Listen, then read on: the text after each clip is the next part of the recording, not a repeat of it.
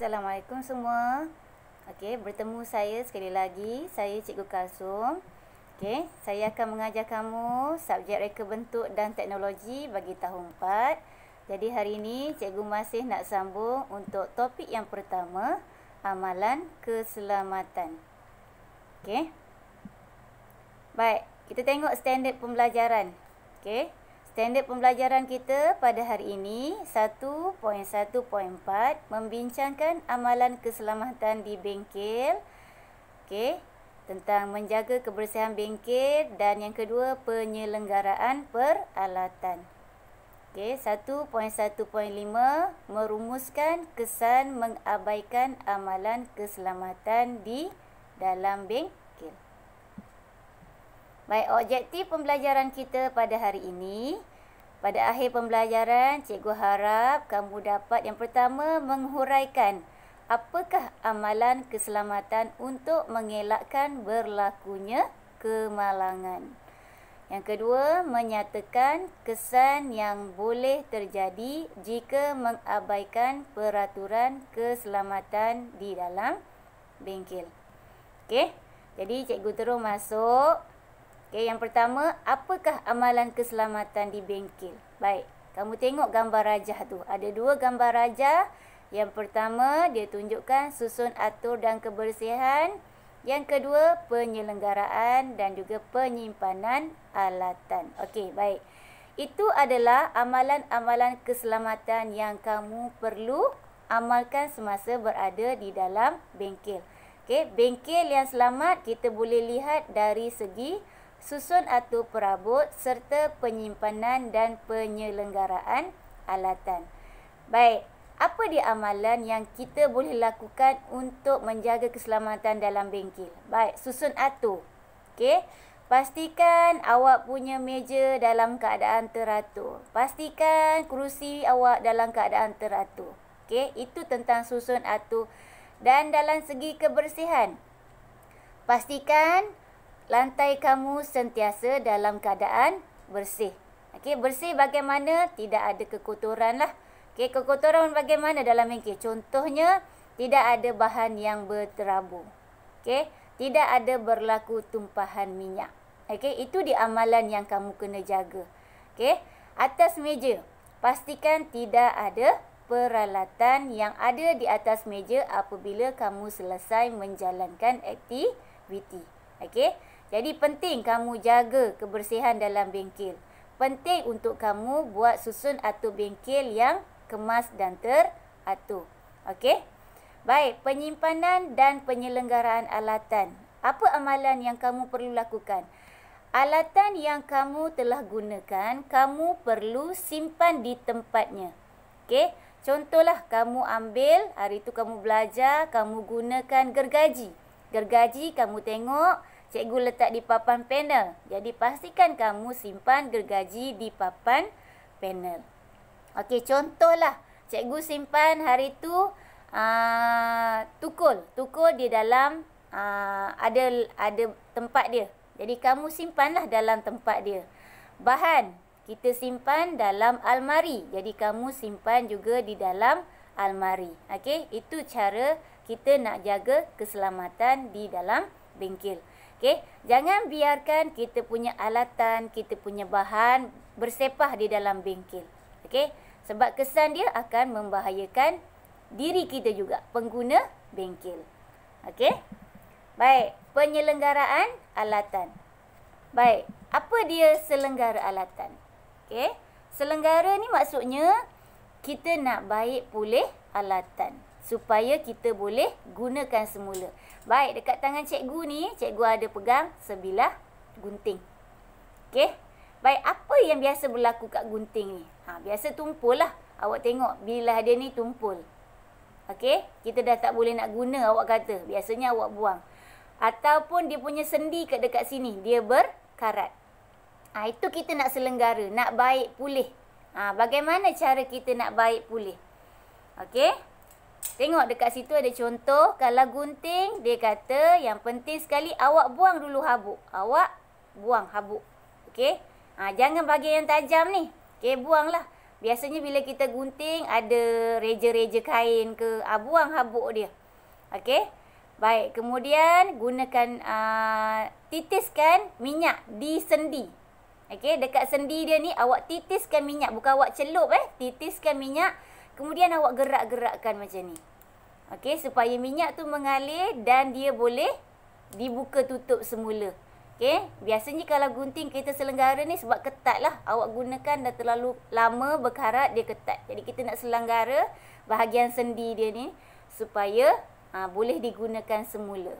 Okey, baik, jadi banyak bahan-bahan keluli, alatan-alatan keluli lah yang kalau kata kita gunakan, kita perlu selenggara sebab dia berkarat.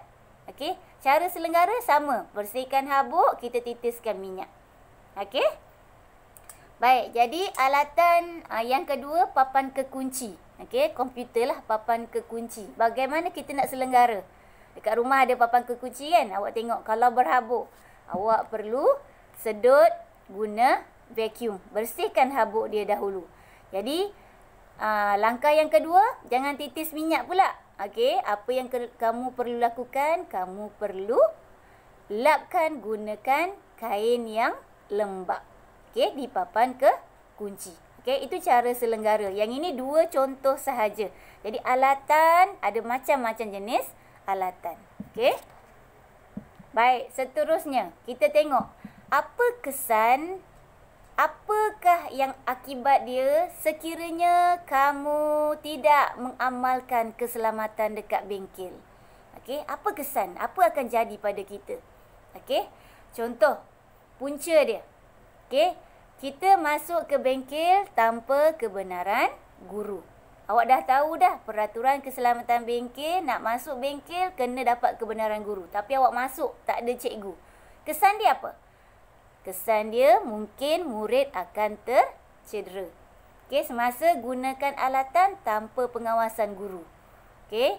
Yang kedua, mungkin akan berlaku kehilangan barang. Sebab cikgu tak ada, awak pun boleh ambil barang tu. Okey, jadi kita nak mengelakkan berlaku kehilangan alatan kita.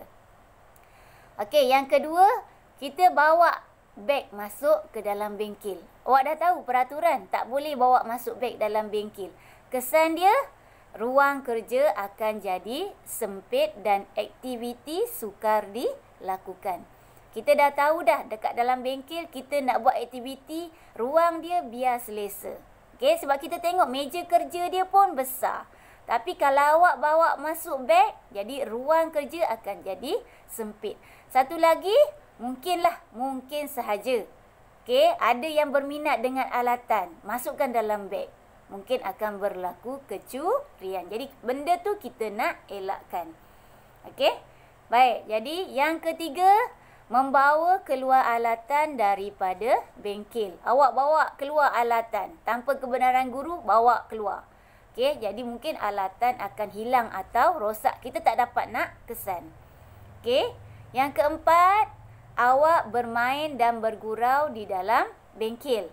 Okey, jadi kesan dia, murid mungkin akan mengalami kemalangan dan kecederaan. Okey, lagi, tidak membuka pintu dan tingkap di bengkel. Ni amalan kita. Kita kena buka pintu, buka tingkap. Tapi awak tak buka. Kesan dia pada siapa? Kita lah. Sebab tiada pengudaraan yang cukup dan pencahayaan yang tidak cukup. Okay? Sebab kita kena tahu. Awak dalam bengkel ni, awak gunakan bahan, awak gergaji, awak gunting kain. Jadi macam-macam habuk ada. Jadi biar kita buka pintu, buka tingkap, biar ada pengedaran udara di dalam bengkel yang secukupnya. Okey, baik. Seterusnya, kita gunakan bahan tanpa berhemah. Berhemah ni apa maksud dia ni? Kita guna sesuka hati. Tak pandai nak berjimat. Okey, contohlah cikgu bagi sehelai fabrik. Cikgu kata, okey, fabrik ni cikgu bagi, kita boleh buat 2 orang. Kamu guna tanpa berhemah. Okey, kamu gunting je. Gunting-gunting salah. Gunting-gunting salah. Jadi apa akan berlaku? Berlaku pembaziran. Sebenarnya kita boleh guna ramai murid, tapi sebab kita tak berhemah, jadi dekat situ berlaku pembaziran. Okey? Baik, seterusnya. Ni cuba beri pendapat kamu berdasarkan gambar rajah tu. Okey. Baik, apakah yang akan berlaku jika perkara berikut terjadi? Beri pendapat kamu. Okey, baik. Kita tengok. Minyak tumpah di lantai. Ni amalan. Amalan keselamatan dekat bengkel. Kita kata pastikan lantai bersih. Bersih ni bersih daripada bahan, bersih daripada tumpahan minyak, bersih daripada sampah. Okey. Jadi kita tengok dekat situ minyak tumpah. Apa kesan dia? Pada pendapat kamu, apa berlaku tu? Jadi murid akan jatuh lah. Kalau jatuh akan cedera lah. Jadi apa tindakan kita sebenarnya? Kita perlu bersihkan jika ada berlaku tumpahan minyak. Bagaimana cara nak bersihkan? Kamu kena ambil kertas lah, lap dulu. Lap guna kertas, buang. Jangan kamu simbah dengan air. Okey, minyak kena dengan air jadi tak bersih lah. Okey. Baik, kemudian yang kedua, berlari. Berlari sambil membawa alatan. Kawan kita tu main lari-lari, dia bawa gunting. Okey, apa akan jadi? Pada pendapat kamu. Kita sekarang ni, kita jangan kata, cikgu tak jadilah benda ni. Kita tak tahu, malang tak berbau. Mungkin rakan kita jatuh. Kawan bawa gunting, jatuh. Timpa pula atas dia, tercucuk. Jadi boleh berlaku kecederaan. Okey. Baik, yang ketiga, kita tengok kawan kita tu, dia bermain dan bergurau. Okey, kamu bayangkan kalau kata dekat tangan dia tu, dia ada pegang pemutar skru, tajam tu. Dia main, dia bergurau, tercucuk perut dia, apa jadi? Okey, boleh mengakibatkan kemalangan. Okey. Baik, seterusnya rakan kita tu dia menggunakan alatan yang rosak. Tadi kita dah belajar penyelenggaraan alatan. Kalau dah rosak, dah patah, kita tak boleh selenggara. Awak kena maklumkan pada cikgu. Dekat situ dah rosak, dah patah. Okey, jadi jangan guna. Kalau awak guna, tengok dekat situ gambar rajah pisau. Hulu dia dah patah. Okey, bila dah patah, mesti dia nak pegang dekat mana tu? Mesti dekat bilah dia kan? Bilah dia tajam. Jadi apa akan berlaku? Jadi rakan kita tu akan tercedera. Okey, itu dia pendapat kita lah. Jadi sebenarnya kamu boleh tengok kesan dia tu, boleh fikir. Okey. Baik. Cikgu sambung Okey, ni jawab soalan modul. Modul ni kamu dah dapat. Okey. Jadi kamu tanda right lah. Tanda right kalau kata tanda right pada amalan yang betul. Amalan yang betul dekat bengkel, kamu tanda betul lah.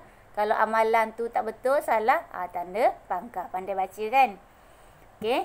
Yang kedua tu, nyatakan kesan daripada situasi di bawah. Situasi ni tadi sebenarnya cikgu dah terangkan tadi. Okey, jadi kamu isikan sahaja jawapan dia. Okey, baik. Kepentingan menjaga keselamatan di dalam bengkel. Okey, yang ini kamu kena fikir. Pentingnya, kenapa kita kena bersihkan lantai dari tumpahan minyak? Kenapa? Apa penting dia tu? Kalau lantai berminyak, apa kesan dia pada kita? Kepentingan, kenapa kita perlu membuka pintu dan tingkap dalam bengkel? Okey, apa penting dia? Kenapa kita perlu simpan alatan dengan tersusun dan kemas? Okey, apa kepentingan dia? Okey, jadi benda ni kamu boleh fikirlah berdasarkan apa yang kita dah belajar tadi. Okey? Baik, yang terakhir, okey, tanda right pada penyataan yang betul dan pangkah pada penyataan yang salah. Kamu baca dan tandakan. Okey? Jadi hari ini tamat kita punya topik yang pertama, amalan keselamatan di bengkel. Jadi saya harap kamu faham dan kamu jawab modul yang ada. Okey. Baik, jadi sebelum kamu lupa, jangan lupa tolong klik kehadiran kamu pada link yang cikgu dah beri.